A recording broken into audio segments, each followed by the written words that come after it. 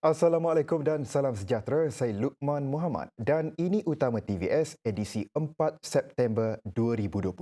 Kita ikuti antara fokus utama malam ini.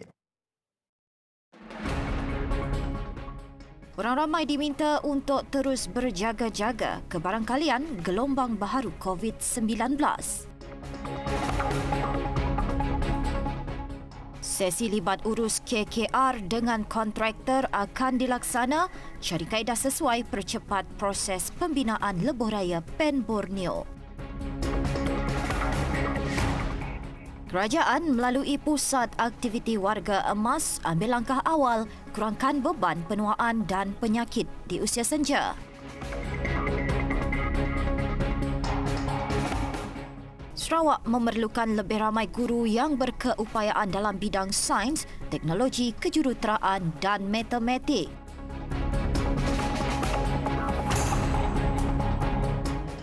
Kementerian Kesihatan akan membuat pengumuman mengenai ketetapan baharu pemakaian pelitup muka selewat-lewatnya Rabu ini.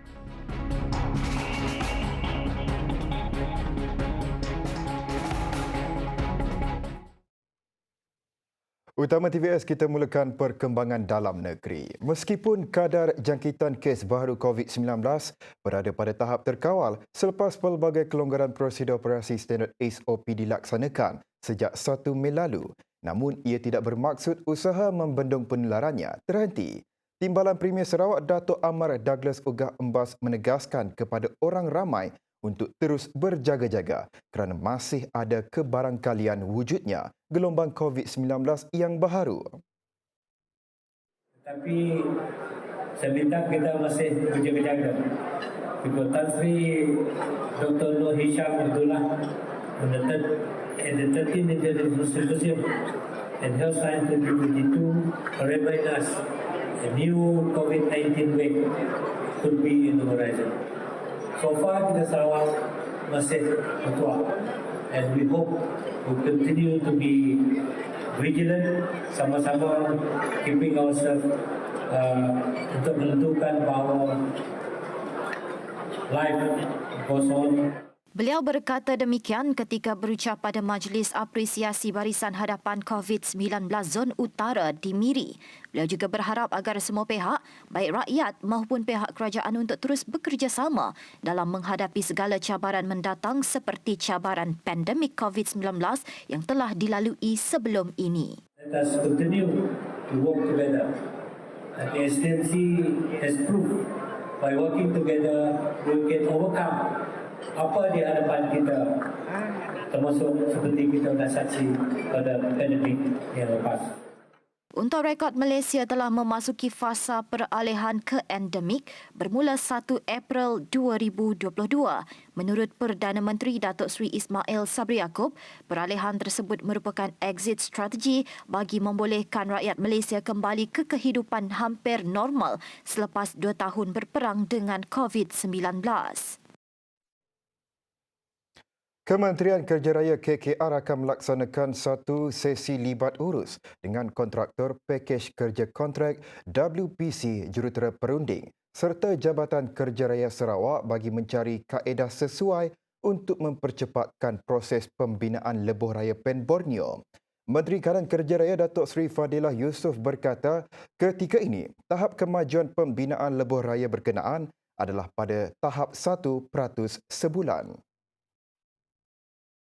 Kita terpaksa duduk untuk melihat bahawa bagaimana mereka dapat mempercepatkan proses supaya ianya dapat meet up daripada expectation kita lah, iaitu the target of completion majority of the project by end of this month this year dapat disiapkan, dan ada 3 projek yang akan melampaui next year dapat kita capai. Tahap itu katanya agak perlahan dan sedikit di belakang jadual yang telah ditetapkan. Menurut Fadilah, antara faktor yang menyebabkan kemajuan pembinaan yang menjadi perlahan adalah rantaian bahan bekalan binaan yang tidak mencukupi, kekurangan tenaga kerja dan kos bahan binaan yang meningkat. Keadaan itu katanya menyebabkan banyak perubahan perlu dilakukan oleh pihak kontraktor bagi setiap WPC yang terlibat di sepanjang jajaran pembinaan lebuh raya Pen Borneo. Mungkin sebab itu banyak adjustment yang paksa dibuat oleh para contractors. But we will look into all that aspect. Yang penting ialah komitmen untuk kita pastikan dapat siapkan mengikut apa yang telah kita rangkakan. Beliau berkata demikian pada sidang media selepas melancarkan persimpangan bertingkat bagi WPC 4 jajaran Pantu Batang Skerang di Seri Aman. Sehingga Ogos lalu, kemajuan pembinaan bagi WPC 4 itu sudah mencapai tahap 89% dan ia dijangka akan dapat disiapkan sepenuhnya pada suku pertama tahun hadapan. Manakala keseluruhan jajaran pembinaan lebuh raya Pem Borneo kini telah pun mencapai tahap 86.54% siap. Dalam pada itu, Kementerian Kerja Raya KKR dan Kementerian Kesihatan KKM kini sedang berbincang bagi mengenal pasti mekanisme penyelaras proses pembinaan sesebuah hospital ataupun klinik kesihatan. Berdasarkan mekanisme semasa, terdapat dua komponen iaitu komponen fizikal dan komponen aksesori yang melibatkan peralatan di pusat kesihatan terbabit. Kata Fadilah, perbincangan berkenaan turut merangkumi kaedah untuk mengkoordinasi jadual perlaksanaan penyeragaman kedua-dua komponen fizikal dan juga aksesori. Ini kerana katanya KKR menerusi JKR hanya bertanggungjawab menyelia komponen fizikal manakala bagi komponen aksesori pula di bawah tanggungjawab KKM. Jadi kelemahan JPK sekarang ini yang kita kena pasti bagaimana kita nak koordinasikan supaya jadual pelaksanaan itu dapat seragam. Bila siap secara fizikal, semua peralatan itu dapat disiapkan serentak, dapat dimasukkan ikut jadual. Ini tambah baik yang perlu kita bincangkan di antara Kementerian Kesihatan dan juga Kementerian Kerja Raya melalui JKR khususnya. Jelasnya penyeragaman kedua-dua komponen berkenaan akan dapat menambah baik penyampaian projek bagi kedua-dua kementerian pada masa hadapan. Ia juga sekaligus membolehkan operasi sesebuah pusat kesihatan ataupun hospital itu dapat dilaksanakan dalam tempoh masa yang hampir dengan tarikh siap projek. Peruntukan sedia ada mungkin tidak akan mencukupi untuk menyiapkan keseluruhan projek pembinaan pembesaran jalan dari bulatan Imat Matang menuju ke Stapok di Batu Kawah. Demikian menurut Menteri Kanan Kerja Raya Datuk Seri Fadilah Yusof. Malah katanya, keadaan itu juga menyebabkan Jabatan Kerja Raya Sarawak terpaksa memohon peruntukan tambahan untuk menyiapkan keseluruhan projek berkenaan. Jadi sekarang ini lebih kepada pendekatan. Adakah kita menggunakan kaedah peruntukan yang sedia ada, siapkan berdasarkan apa yang balance yang dah ada daripada kontrak dulu untuk menyiapkan kerja-kerja yang boleh disiapkan berdasarkan jumlah tersebut. Sementara itu mereka juga akan meminta peruntukan tambahan daripada Kerajaan Negeri supaya keseluruhan jalan itu dapat disiapkan mengikut apa yang telah dirangkakan ini.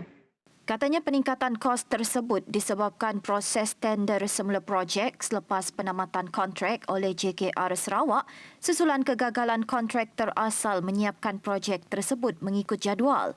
Tambah Fadilah dengan kerjasama daripada JKR Sarawak, beliau percaya projek tersebut dapat dimulakan semula pembinaannya dalam tempoh waktu terdekat menerusi peruntukan sedia ada. Beliau dalam pada itu turut berharap kerajaan Sarawak dapat meluluskan peruntukan tambahan bagi projek berkenaan bagi menampung pertambahan kos projek susulan kenaikan semasa harga bahan binaan. Malaysia dijangka menjadi negara tua pada tahun 2030 apabila jumlah penduduk berumur 60 tahun ke atas mencapai 15% daripada keseluruhan populasi negara. Mengambil kira perkara ini, kerajaan melalui Pusat Aktiviti Warga Emas PAWE mengambil langkah awal bagi mengurangkan beban penuaan dan penyakit di usia senja. Menurut Menteri Pembangunan Wanita, Kanak-kanak dan Kesejahteraan Komuniti Datuk Seri Fatimah Abdullah, golongan warga emas berpeluang menjalankan aktiviti bermanfaat di PAWE di mana mereka juga dapat membina hubungan baik sesama mereka. Yang penting ialah bila kita berkumpul secara bila kerajaan menyediakan satu tempat iaitu aktiviti untuk warga emas yang memberi peluang kepada ahli-ahli untuk satu networking datang ke situ. Jadi yang yang rakan-rakan yang ada di sini macam ahli keluarga. Kita ada ahli keluarga kita secara biologi. Yang ini walaupun bukan saudara mara dari segi darah daging, tetapi merupakan keluarga yang juga sangat penting. Tambah Fatimah, penuaan yang sihat dari segi fizikal serta mental adalah penting. Justru ujarnya Pawe memberi peluang dan kemudahan buat para ahlinya untuk menjalankan program dan aktiviti sihat yang bersifat keagamaan dan rekreasi. Kita seorang-seorang di rumah, satu daripada perkara yang boleh berlaku ialah depression. Depression ini macam bahasa Malaysia itu kemurungan, kemudian kesunyian. So dengan adanya pawai seperti ini, kita harap ia dapat menghilangkan kesunyian, sebab kesunyian juga boleh membunuh. Ini yang kita dapati. Fatimah berkata demikian semasa sesi lawatannya ke Pawe Miri. Pawe ditubuhkan sebagai tempat di mana warga emas dapat menjalankan aktiviti harian dalam komuniti dan merupakan perkhidmatan bercorak pendampingan sosial dan pembangunan bagi warga emas yang melibatkan kerjasama strategik antara kementerian dengan agensi kerajaan lain serta pertubuhan bukan kerajaan NGO. Hingga kini, terdapat 13 Pawe di seluruh Sarawak dengan jumlah keahlian keseluruhan seramai 18,762 orang. Projek merealisasikan impian atau Project of Dream Realize Pro-DR Anjuran Tabung Gagasan Ekonomi Anak Sarawak tegas bakal memulakan sesi penjelajahannya ke seluruh Sarawak bermula 12 September hingga 6 Oktober 2022. Timbalan Menteri Perancangan Bandar, Pentadbiran Tanah dan Alam Sekitar, Datuk Len Talif Saleh berkata, jeraiwara itu merupakan usaha bersepadu bagi melahirkan lebih ramai generasi muda yang berkemahiran dan mampu bersaing dalam segenap bidang. Tidak lama lagi kita akan tegas tabung ekonomi gagasan anak Sarawak akan mengadakan Pro-DR tiap tahun dulu sebelum tahun 2020-2021 kita tidak dapat mengadakan Pro-DR di mana kita dapat membuat perjalanan dari roadshow dari Lunduk sampai ke Lawas, memberi pendedahan kepada anak-anak kita. Len Talif yang juga pengerusi tegas berkata melalui Pro-DR, anak Sarawak mendapat peluang sama rata dalam pendidikan dan kerjaya, sama ada mereka yang tinggal di bandar mahupun luar bandar. Malah katanya melalui platform yang disediakan itu, pelajar lepasan SPM dan STPM dapat merancang kerjaya mereka berdasarkan minat dan kesesuaian keputusan peperiksaan mereka. Nah, oleh sebab itulah dalam program tu kelak saya mohonlah guru-guru, mak bapak, mak ke anak-anak supaya mereka dapat datang ke tempat exhibition tu kelak yang dijalankan oleh Tegas supaya maklumat-maklumat yang terkini mengenai dan kemudahan-kemudahan yang disediakan oleh kerajaan dan juga yang disediakan oleh NGO dan sebagainya supaya kita dapat mengambil kebaikan dari program-program yang dijalankan. Penganjuran program tersebut juga bertujuan memberi peluang kepada belia, terutamanya para pelajar, memilih bidang yang betul dan sesuai daripada pameran dan ceramah yang disampaikan, sekaligus membolehkan mereka merancang masa depan dengan sebaik mungkin. Len Talif berkata demikian pada majlis penyerahan bendera kepada pasukan Majlis Sukan Sekolah 12 tahun ke bawah Sarawak di Sarike. Sarawak memerlukan lebih ramai guru yang berkeupayaan dan berkompetensi dalam bidang sains, teknologi, kejuruteraan dan matematik STEM. Menurut Menteri Pendidikan Inovasi dan Pembangunan Bakat, Datuk Roland Sagah Wiin, ia penting bagi memastikan Sarawak mempunyai kuasa cyber dan kognitif untuk menggerakkan Sarawak melangkah maju menjelang tahun 2030. Sarawak memerlukan guru yang boleh berupaya untuk membina keupayaan dan kompetensi murid dalam bidang subjek STEM, sains, teknologi, engineering dan matematik. Kita mahu Sarawak mempunyai kuasa cyber dan kognitif cyber power dan brain power. Khususnya untuk meningkatkan martabat dan maruah serta menggerakkan Sarawak untuk melangkah maju menjelang tahun 2030. Beliau berkata demikian ketika berucap pada Majlis Makan Malam Persidangan Dwi Tahunan Kesatuan Guru Sarawak STU yang ke-26.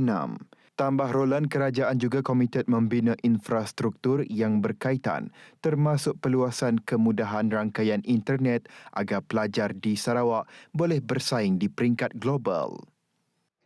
Kerajaan negeri melalui SMA dan SDEC sedang berusaha gigih untuk membina infrastruktur yang berkaitan demi menjayakan ekonomi digital. Ada orang kata digital. Mana satu yang betul, cikgu? Dan menghadapi cabaran dan persaingan global. Saudara Dastari mempunyai peranan yang sangat penting dalam memupuk kesedaran dan pemahaman kepada murid dan juga masyarakat tentang usaha yang sedang dilakukan oleh Kerajaan Sarawak. Katanya lagi STEM juga merupakan elemen penting bagi memastikan pembangunan dan kemajuan Sarawak berterusan pada masa akan datang. Ibu bapa disuruh untuk menitikberatkan keperluan pendidikan kepada anak-anak mereka bagi menjamin kecermelangan masa depan yang lebih cerah. Timbalan Menteri Infrastruktur dan Pembangunan Pelabuhan Datuk Majang Renggi berkata, usaha untuk meletakkan pendidikan sebagai sesuatu yang penting juga membolehkan generasi pada hari ini memilih kerjaya yang sesuai dengan kebolehpasaran masa depan. Pastikan anak-anak sentiasa dilengkapi dengan ilmu dan pengetahuan sama ada dalam bidang akademik maupun teknikal agar mereka mampu bersaing di sektor awam maupun swasta. Contohnya di industri yang berasaskan minyak dan gas seperti hub petrokimia Kedurong dan begitu juga industri berat di Taman Perindustrian Semelaju. Beliau yang juga adun sama laju berkata pembangunan ekonomi industri yang semakin pesat, khususnya industri-industri berat serta perkilangan di kawasan Kidurong dan Taman Perindustrian Samalaju pastinya menawarkan peluang pekerjaan yang banyak untuk anak-anak muda. Justru penting bagi ibu bapa untuk menyediakan pendidikan secukupnya agar anak-anak mereka dapat memenuhi peluang tersebut dari segi kelayakan akademik.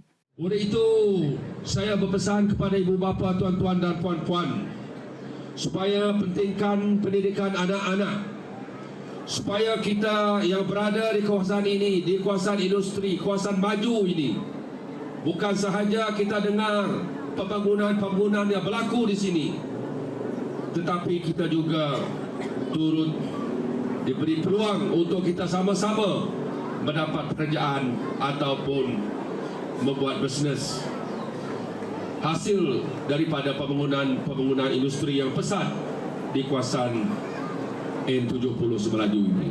Beliau berkata demikian ketika merasmikan Majlis Penangguhan Kejohanan Sukan Tahunan Peringkat Sekolah di Sekolah Kebangsaan Desa Lavang Bintulu. Timbalan Menteri Pembangunan Luar Bandar Datuk Hasbi Habibullah menggesa golongan belia untuk melibatkan diri dalam dunia ekonomi digital terutamanya perniagaan secara dalam talian atau e-dagang. Ini katanya bagi memastikan golongan terbabit mampu mencetuskan pertumbuhan ekonomi yang lebih baik. Namun apa yang penting, para belia perlu menanam mentaliti daripada pencari pekerjaan kepada pemilik atau pengusaha perniagaan. Katanya selain mempercepatkan pertumbuhan ekonomi, penguasaan terhadap digital juga penting bagi menyahut seruan Premier Sarawak, Datuk Patinggi Tan Sri Abang Johari Tun Openg merebut peluang keusahawanan menerusi ekonomi digital. Menyedari keperluan ini, bahawa penglibatan aktif belia Sarawak dan bidang keusahawanan kerajaan telah melaksanakan strategi berpandangan jauh dalam usaha pembangunan belia dan usahawan dengan mewujudkan pembangunan usahawan. Saya yakin bahawa pihak kementerian akan berusaha untuk menyediakan pelbagai program dan platform bagi usahawan belia di bawah 40 tahun.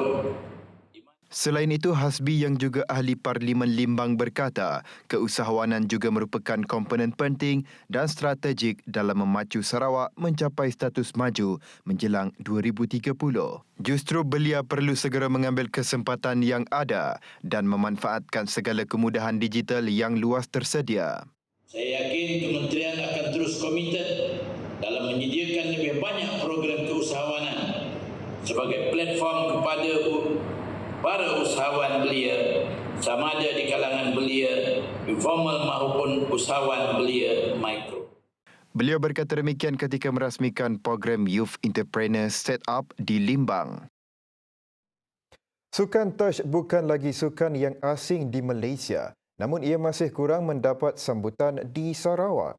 Bagaimanapun kata Timbalan Menteri di Jabatan Premier, Hal Ehwal Korporat, Penerangan dan UKAS, Dato' Abdullah Saidol, sukan tersebut mempunyai potensi untuk dipertandingkan dalam Sukan Malaysia Sukma pada masa depan. Kita akan cuba. Saya yakin sukan ini mampu untuk berkembang bukan hanya di negeri Sarawak, tapi saya yakin juga sukan ini mampu untuk sampai ke, kita start dengan masuk Sukma dulu dan sebagainya. I know our neighbour Singapore is doing very well, and then of course tak jauh daripada sini Australia and New Zealand are part of the team yang doing very well on this game. Beliau berkata demikian ketika berucap pada kejohanan Liga Touch jemputan Sarawak Touch Association STA 2022 di Jalan Stadium Kuching pada Ahad. Katanya, sukan touch perlu dimulakan daripada peringkat akar umbi dan peringkat sekolah walaupun ianya merupakan satu cabaran bagi negeri yang besar seperti Sarawak. Tambahnya, pengurusan persatuan sukan juga perlu dikendalikan dengan baik, terutamanya dari segi pengurusan kewangan, acara dan media. Sementara itu, Presiden Persatuan Sukan Touch Malaysia, Ahmad Sufiani Johari berkata, kursus untuk para pengadil dan jurulatih turut diadakan sebelum kejohanan tersebut berlangsung. Kami, Persatuan Sukan Touch Malaysia, telah mengadakan kursus pengadil dan mana semalam seramai 38 orang pengadil telah ditauliahkan. Ini adalah kumpulan terbesar yang pernah kita tauliahkan dalam sejarah kita lah ya. Dan pada buat masa ini negeri Sarawak saya lihat tidak akan ada masalah sebab mereka mempunyai pool pengadil yang terbesar, itu 58 orang dan 10 jurulatih yang bertauliah. Sebanyak 10 pasukan telah beraksi pada kejohanan kali ini, termasuk pasukan dari Miri dan Sabah. Pasukan Futsal Kelab Akademi Cagiba Kampung Haji Baki menerima peruntukan berjumlah RM4,000 sebagai persiapan bagi menghadapi kejohanan Piala Milo Peringkat Kebangsaan 2022. Ahli Dewan Undangan Negeri Adun Batu Kitang, Loh Ker Chiang berkata, sumbangan tersebut diharapkan dapat menjadi pembakar semangat buat anak muda untuk terus meraih kejayaan. Dia orang susah-susah pergi cari peruntukan untuk makan, untuk pergi melawat, untuk pergi bertanding, untuk beli t-shirt dan apa-apa. Ya. Itulah yang sangat bernilai. Itulah yang jadi budak-budak ini ada semangat yang kuat untuk mendapat juara. Loh berkata demikian pada program himpunan 100 belia Haji Baki dan penyerahan simbolik bendera Sarawak kepada pasukan Futsal Kelab Akademi Cagiba Kampung Haji Baki di sini pada Ahad. Dalam pada itu, pasukan Futsal Kelab Akademi Cagiba Kampung Haji Baki akan mewakili Sarawak dalam kejohanan Piala Milo Peringkat Kebangsaan 2022 pada 10 September ini. Menurut Ketua Jurulatih pasukan tersebut Hafizal Marzuki, dengan persiapan yang dilaksanakan sejak Mei lalu, mereka bersedia untuk mengharumkan nama bumi Kenyalang. Katanya platform ini adalah salah satu cara untuk menonjolkan bakat anak-anak tempatan dalam sukan tersebut, terutamanya dari Kampung Haji Baki. Tapi misi kami adalah untuk sekurang-kurangnya ke final lah. Mun siapa menjuarai sekurang-kurangnya ke final. Ya adalah target kami orang kerana kami orang ingin nak menjuarai, ingin nak mewakili Malaysia ke peringkat Asia lah. Ya. Target kami adalah untuk memeriahkan lagi sukan futsal untuk Dian Baki serta untuk mencari bakat-bakat baru di sekitar kami orang tu. Di kawasan kita yang 13 tu, target kami memang untuk menonjolkan dia ke peringkat yang lebih tinggi. Ketua Pasukan Muhammad Ashraf Hakimi juga yakin usaha dan semangat yang diberikan pasukannya akan membuahkan hasil pada kejohanan nanti. Beliau juga berharap pencapaiannya nanti akan membanggakan kedua ibu bapanya. Boleh dikata 100% juga, mereka bersedia. Mereka akan cuba untuk merangkul juara kali itu. Bagi kami, futsal itu salah satu cara untuk kami banggakan mak bapak kami. Dan kami akan terus fokuslah dalam futsal itu. Tabung Ekonomi Gagasan Anak Sarawak tegas akan menganjurkan program Malaysia Community Hub secara hybrid di Brisbane, Australia pada 28 dan 29 September ini. Timbalan Menteri Perancangan Bandar, Pentadbiran Tanah dan Alam Sekitar, Datuk Len Talib Saleh dalam satu kenyataan berkata, acara global yang menghimpunkan pemain utama dalam sektor perusahaan sosial itu merupakan kerjasama dengan Social Enterprise World Forum SEWF 2022. Len yang juga pengerusi tegas berkata, program SEWF Malaysia Community Hub yang berlangsung pada Ogos dan September ini merupakan platform terbaik untuk mempamerkan serta mempromosi perusahaan sosial tempatan ke peringkat antarabangsa. Acara itu juga antara lain dapat membantu inisiatif Kerajaan Sarawak beralih kepada ekonomi baharu berimpak tinggi. Kementerian Kesihatan KKM akan membuat pengumuman mengenai ketetapan baharu pemakaian pelitup muka selewat-lewatnya Rabu ini. Menteri Kesihatan Khairi Jamaluddin berkata, Jawatankuasa Eksekutif Kesihatan Awam yang dipengerusikannya sudah menerima syur daripada pakar mengenai pemakaian pelitup muka minggu lalu. Bagaimanapun beliau masih dalam proses mengumpul pandangan orang ramai berhubung perkara itu sebelum mengumumkan keputusan baru mengenai pemakaian pelitup muka pada 7 September ini.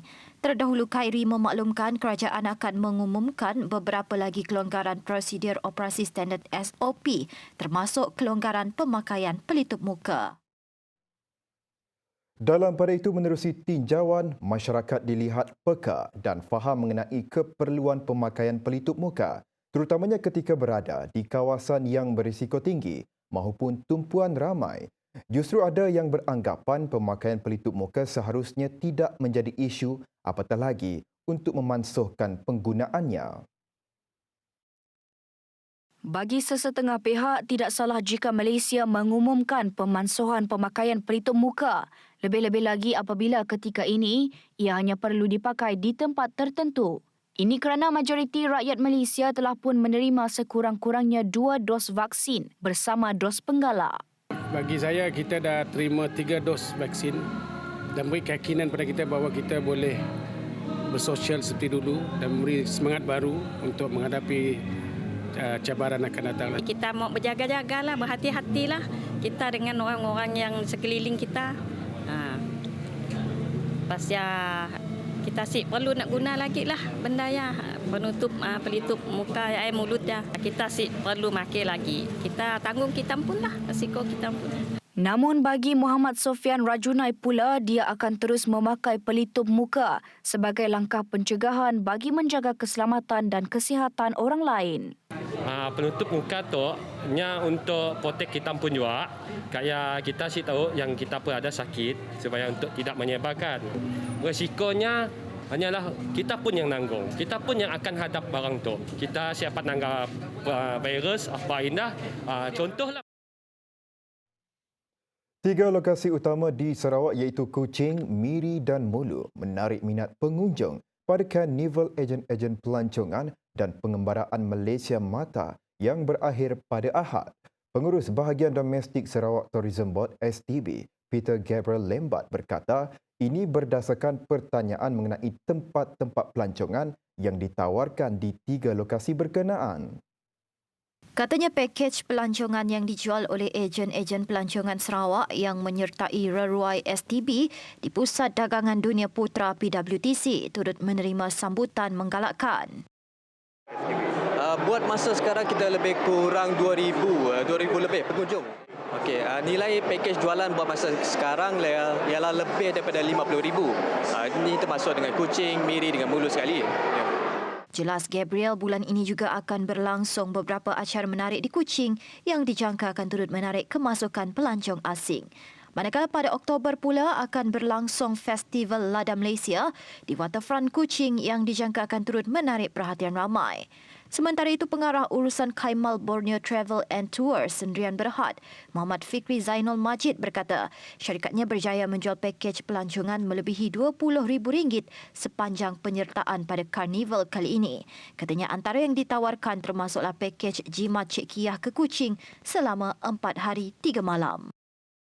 Yang wajib mereka yang datang ke Kuching nanti, selain daripada budaya dia dengan makanan-makanan dan juga pelbagai, saya ingat pelbagai inisiatif yang kerajaan negeri, kerajaan Sarawak offer tu, menjadi salah satu faktor ataupun daya tarikan yang sepatutnya daripada luar datang untuk cuba sendiri.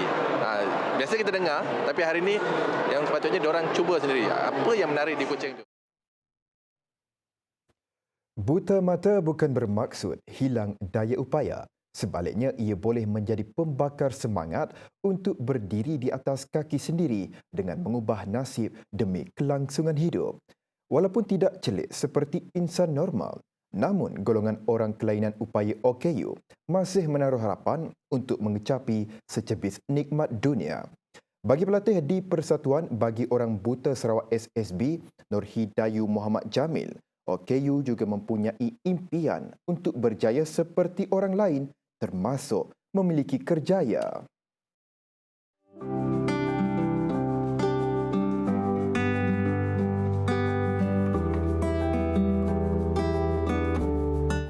Kami mau OKU seperti kami orang nak mampu mula seperti orang normal lah. Kami harap tidak ia keluar daripada macam ni kata orang, daripada macam keluar daripada tidak ia mampu berdikari untuk membantu diri tidak ia ke diri lah, dan menceburi dalam kemahiran yang diorang cemburi lah, yang diorang minat, seperti Braille, ICT dalam dunia urut. Sebab kemahiran dalam OKU ni banyak.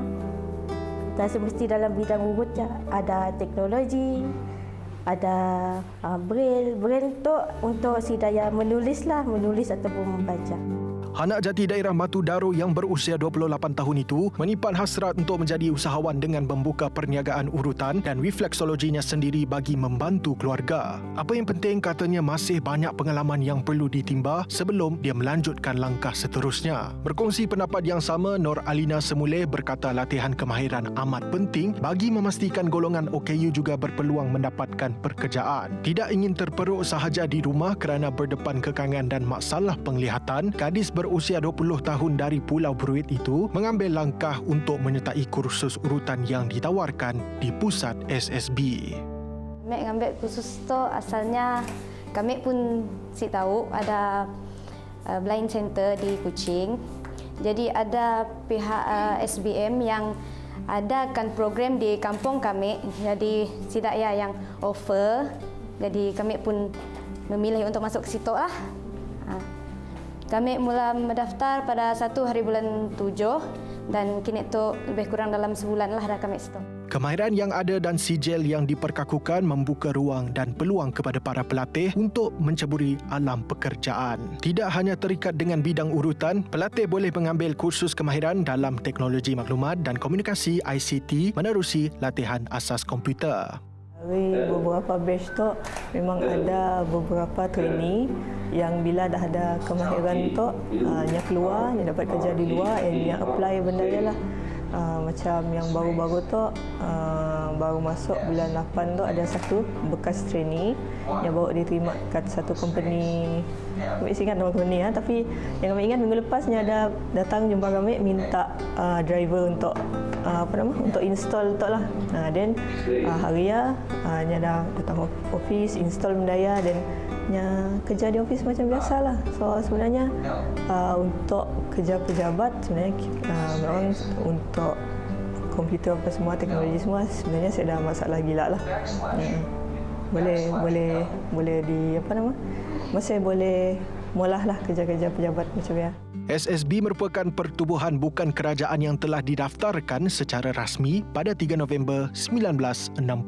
Ia bertujuan untuk menjaga kebajikan dan kesejahteraan orang cacat penglihatan di Sarawak, termasuk menggubal dasar dan pelaksanakan program memperkasakan kumpulan sasar itu yang meliputi pendidikan, pemulihan, latihan vokasional, pekerjaan dan integrasi sosial. Perasaan seorang belia orang kurang upaya OKU penglihatan Ahmad Daniel Muhammad Sani bercampur baur antara sebab, gembira dan terharu. Ini apabila buat pertama kali berjaya menawan puncak Gunung Kinabalu pada 31 Ogos lepas. Kejayaannya sekaligus membuktikan kekurangan panca indera bukan penghalang untuk beliau merasai detik terindah dalam hidup, seterusnya melakar pengalaman berharga sama seperti orang lain. Pelajar Universiti Islam Antarabangsa Malaysia UIAM dalam jurusan Ilmu Wahyu dan Warisan Islam tidak pernah menyangka mampu berbuat demikian. Ahmad Daniel merupakan antara 22 peserta, termasuk 6 pendaki OKU lain menyertai ekspedisi Kinabalu OKU Challenge 2022, anjuran Pusat Pembangunan Sukan UIAM dengan kerjasama unit perkhidmatan OKU UIAM sempena ulang tahun ke-40 universiti tersebut. Perasaan dari sudut mula-mula tu saya rasa agak nervous dan rasa macam sukar lah kan.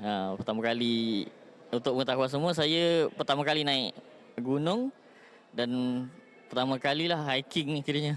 Tapi lepas dah sampai dah tahap dekat-dekat dan nak ke puncak kan, so perasaan bertukar lah. Walaupun diuji dengan macam-macam lah, sakit pening-pening kepala dan sebagainya, tapi tetap sampai ke puncak lah. Walaupun lambat menerima permit untuk menyertai ekspedisi itu, namun Ahmad Daniel tetap bersemangat meneruskan misi dengan membuat persiapan termasuk menjalani latihan fizikal. Bunyi-bunyi haiwan-haiwan, lepas tu ada kawan-kawan nak cerita ada tupai dan sebagainya contoh kan. So memang nice lah dengan dekat atas tu. Boleh nampak banyak dia punya cantik-cantik lah dengan cuaca yang sejuk dan sebagainya. Memang tak pernah rasa sebelum ni. Bagi pensyarah kuliah ekonomi dan sains pengurusan UIAM, Prof. Madya Dr. Muhammad Nizam Barom yang juga OKU penglihatan, ekspedisi mendaki Gunung Kinabalu merupakan pengalaman tidak boleh dilupakan dan menyifatkan ia bukan pendakian biasa. Sebaliknya membawa mesej dan elemen inklusif merangkumi semua aspek. Bukan pendakian semata-mata, ini satu event yang simbolik. Ya. Kita bawa misi inklusiviti di Hari Kebangsaan, Hari Kemerdekaan. Membawa misi inklusiviti untuk ke semua komuniti OKU di Malaysia ini supaya polisi dan dasar-dasar kerajaan di peringkat swasta, di peringkat organisasi yang lain akan lebih bersifat inklusif dan juga proses ke arah pengupayaan OKU ni diteruskan di Malaysia. Sementara itu, Timbalan Rektor UIAM Prof. Madya Dr. Zulkifli Hasan berkata, kesungguhan dan keupayaan peserta OKU dalam ekspedisi tersebut dalam menyempurnakan misi pendakian dilihat sangat luar biasa. Pernah berdepan dengan pelbagai ujian termasuk hampir terputus bekalan makanan kucing di Pusat Perlindungan Kucing. Tidak sesekali mematahkan semangat untuk menghentikan kerja amal itu dan terus berusaha memastikan nasib haiwan tersebut tidak terabai. Itu yang dilalui Nur Azhar Abdul Hamid, 52 tahun, yang merupakan pemilik rumah perlindungan kucing dikenali sebagai Cat Tiram Shelter Cat. Menurutnya, kewujudan Pusat Perlindungan Kucing itu bermula apabila dia menjadi ahli Majlis Perbandaran Johor Bahru Tengah pada 2015 dan kerap menerima aduan berkaitan kucing jalanan. Hasil tinjauan, dia mendapati masyarakat sekitar turut menjadi penyumbang kepada pertambahan kucing terbiak apabila ada yang membuang haiwan itu apabila berpenyakit atau tidak mampu memberi jagaan atas faktor kesihatan maupun keuangan. Jadi pada awalnya saya kutip kucing-kucing ni yang kat mana dekat luar sana di Pasar Borong, di tempat-tempat pusat perniagaan.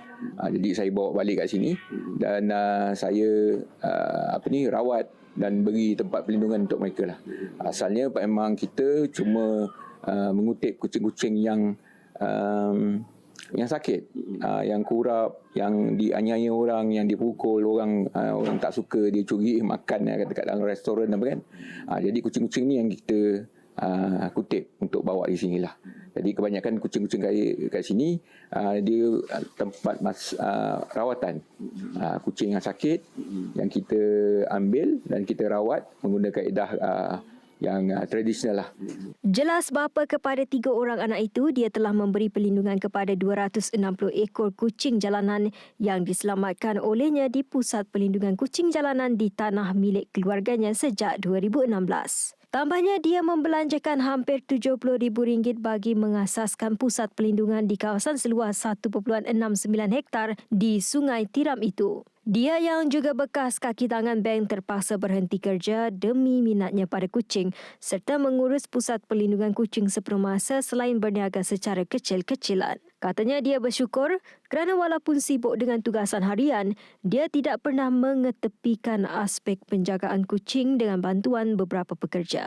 Tambahnya lagi, ketika pandemik COVID-19 melanda, bekalan makanan kucing hampir terputus, namun beliau bersyukur apabila beberapa individu tampil membantunya pada saat akhir. Sekian utama TVS, jumpa lagi. Assalamualaikum.